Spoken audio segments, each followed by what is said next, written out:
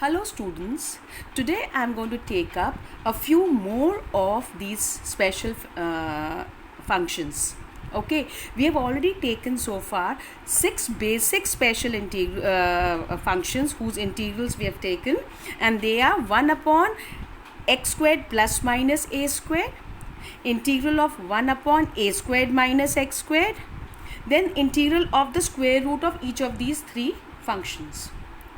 Then in the previous video we also took up two more category, that was the integral of a 1 upon a quadratic expression and the integral of 1 upon square root of the quadratic expression. And over there we had seen that we convert this quadratic expression into a perfect square, and then by substitution we convert it to any of these above 6 mentioned forms. Right, now here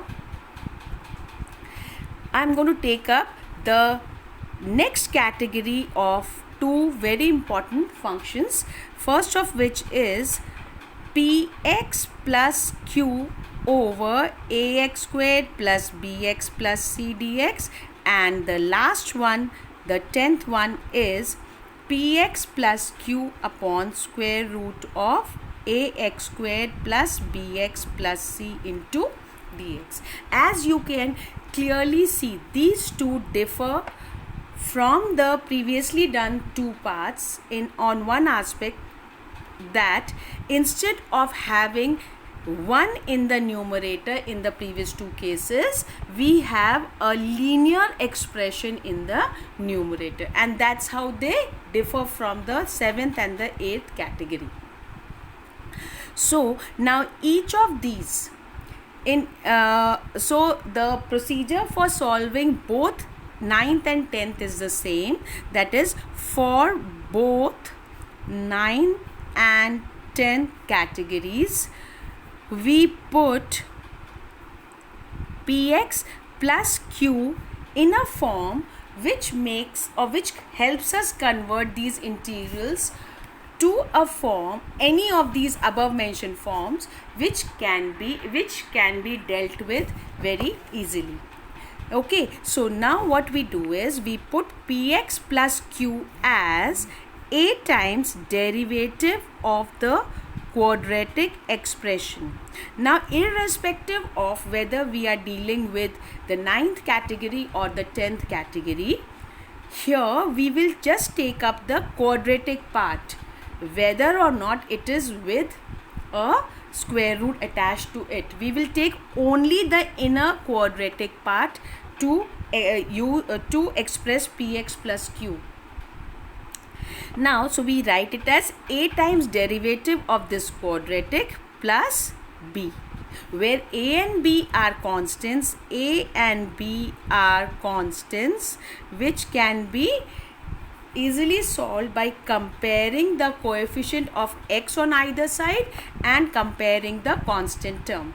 Clearly, when you solve this derivative, the square term will vanish and we will only have the x terms and the constant terms on this side, which can be easily compared with the coefficient of x term on this side and the constant respectively. So rather than going further in terms of a, b and c and p and q, let us take up some questions. So we will take up one question of each category. So let's take question number, let's say question number 22 and question number 23. Question number 22 says that I is equal to x plus 3 whole upon x squared minus 2x minus 5 into dx. So what we do is, clearly here px plus q is this. So clearly what do we have?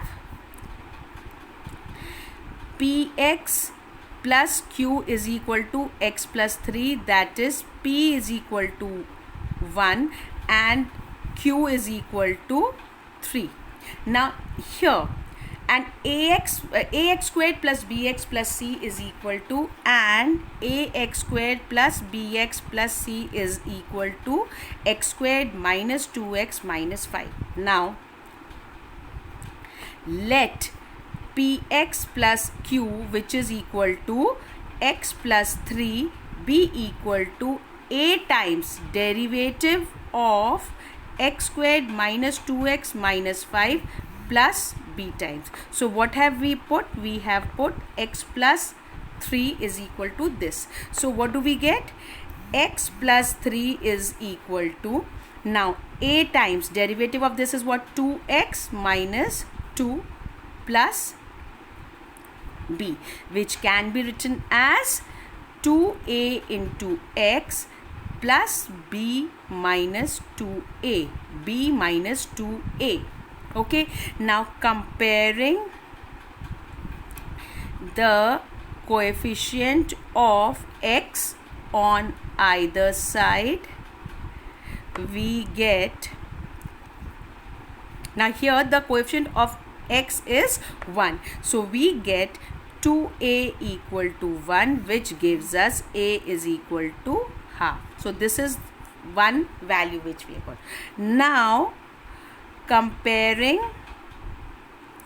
the constant terms on either side, so what do we get? Now here we have 3 and here we have b minus 2a.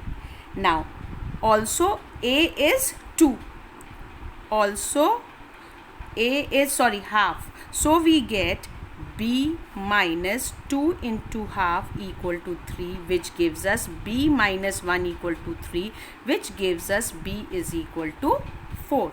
So now we have got a as half and b as 4. So clearly we can write px plus q, which is x plus 3 is equal to a times a is half, a times the derivative of this, which is 2x minus 2, 2x minus 2 plus b is 4. And if you just separately solve it, what do you get? This comes out to be half into this, that is x minus 1 plus 4, which is x plus 3, which is what we started with. So it means our calculation is correct, and so this serves as a cross check for us. Okay, now so what we do is, now let's rewrite the integral. So what we get is, the integral becomes, I is given to be x plus 3 whole upon x squared minus 2x minus 5 into dx. Now we have written x plus 3 as,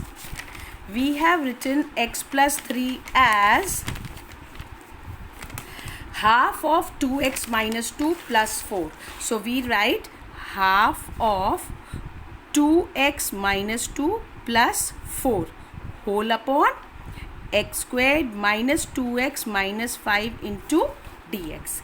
Now, so we split this into two integrals. So we are splitting the numerator. We get 2x minus 2 upon x squared minus 2x minus 5 into dx plus 4 times x squared minus 2x minus 5 dx. So let's call it I1 plus I2. Let's call it equation number 1. Now we need to solve I1 and I2 separately, then substitute in this expression 1 to get the required result. Now, so what is I1? It is half of 2x minus 2 over x squared minus 2x minus 5 into dx. Here we put, clearly the numerator is the derivative of the denominator. So we put x squared minus 2x minus 5 as t. We get 2x minus this whole into dx is equal to dt.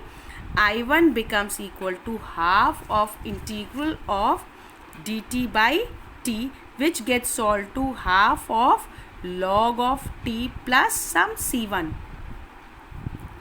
On replacing back, we get half of log of in place of t we will write x squared minus 2x minus 5 plus a constant. Let's call it equation number 2. Now let's quickly solve the second part of the integral, that is I2. I2 is equal to 4 times 1 upon x squared minus 2x minus 5 into dx. Now this is the form which we did in our previous video, that it is the denominator is a quadratic which can be solved by converting it into a perfect square. So we put x squared minus 2x minus 5, convert it to perfect square, we get x squared minus 2 into x into 1 plus 1 squared minus 1 minus 5. This gives us x minus 1 whole squared minus 5. Now rewriting this, we get I2 is equal to 4 1 upon x minus 1 whole squared, and 5 can be written as root 5 whole squared into dx. Put x minus 1 as t, dx is equal to dt. We get I2 as 4 times 1 upon t squared minus root 5 whole squared into dx. Clearly it is in the form 1 upon x squared minus a squared, which is where a is root 5. So what do we get? I2 is equal to 1 upon 2a log of x minus a, that is t minus root 5, over x plus a, that is t plus root 5, modulus plus c2. Let's call it let's replace it with x. So now here in place of t we have x minus 1 minus root 5 upon x minus 1 plus root 5 plus a constant. This is, let's call it expression number 3. Okay, so using 2 and 3, 1 gives us, now 1 is what? I is equal to I1 plus I2. Substituting the value of I1, I1 is half of log of x squared minus 2x minus 5, x squared minus 2x minus 5 modulus, plus I2 is half 1 upon 2a. Sorry, here in place of a we will have root 5, and here also we will have root 5. So here we have 1 upon 2 root 5 log of x minus, here we have, and 4 is also here. 1 minute. So this gets cancelled, we are left with 2. So here this gets cancelled, we are left with 2. 2 upon root 5, which can be written as 2 upon root 5 log of x minus 1 minus root 5 upon x minus 1 plus root 5 modulus, and c1 plus c2 can be written as plus a constant. So this is your answer. Or it can be again written as, here you write c1 plus c2 and half of log of x squared minus 2x minus 5, plus instead of this you can write 2 root 5 over 5 log of x minus 1 minus root 5 x minus 1 plus root 5 modulus, and this gets replaced with one constant c, which is the answer. The same way we can do question number 23, which says I is equal to integral of 5x plus 3 whole upon square root of x squared plus 4x plus 10 into dx. Now again it's in the form px plus q upon square root of a quadratic expression, that is ax squared plus bx plus c. So what will we do? We will put px plus q, which is 5x plus 3, as derivative of only the quadratic portion, that is x squared plus 4x plus 10 into a plus b. Now solving, we get 5x plus 3 is equal to a times 2x plus 4 plus b, or we get 5x plus 3 is equal to, collect the x terms, 2a times x, plus collect the constant terms, 4a plus b. Comparing, we get 2a equal to 5, which gives us a equal to 5 by 2, and we have got 4a plus b equal to 3. Putting a equal to 5 by 2, so we get 4 into 5 by 2 plus b is equal to 3, which gives us b is equal to 3. This gives us minus 7, which minus 10, which is minus 7. So we have got a as 5 by 2 and b as minus 7. Therefore, the given integral becomes in px plus q, that is 5x plus 3, can be written as a times the derivative, which is 2.